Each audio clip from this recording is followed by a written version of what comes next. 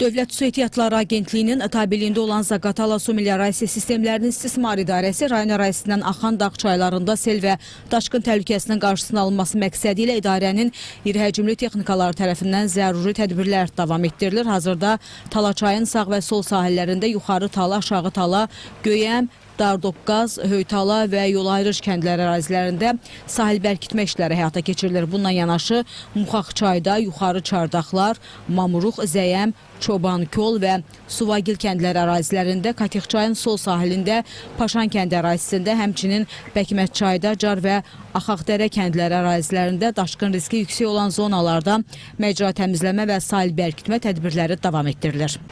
Bildiyiniz kimi son günlər ərzində rayon ərazisində yağan intensiv leysan xarakterli yağışların yağması nəticəsində rayon ərazisindən axan irili xırdalı dağ çaylarından güclü sel keçmişdir.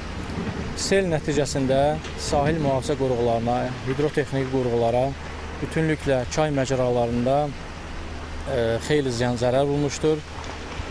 Bununla əlaqədar idarəmiz gücləndirilmiş iş rejiminə keçibdir.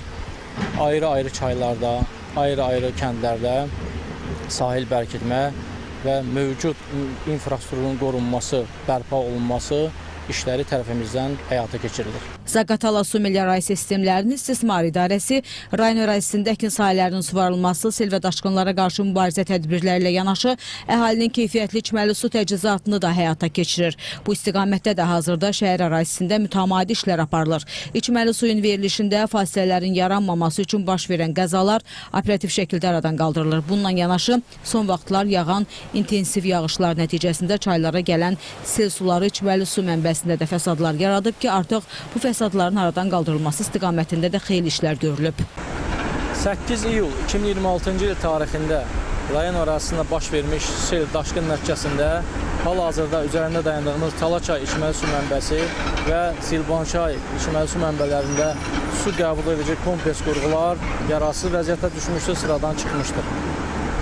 Bununla əlaqədar operativ olaraq idarəmizin iri həcmli texnikaları, canlı qüvvəsi gecə növbəliyinə əsasən, gecə qrafiklərinə əsasən cəlb olunmuş, Zaqatala şəhərini içməli su ilə təmin olunmuş və nəticədə yararsız vəziyyətə düşmüş su qəbul edici qurğular tərəfimizdən hal-hazırda bərpa olunur. Qeyd edək ki, iyul ayının əvvəlində şimal-qərb bölgəsində leysan xarakterli güclü yağışlar yağıb.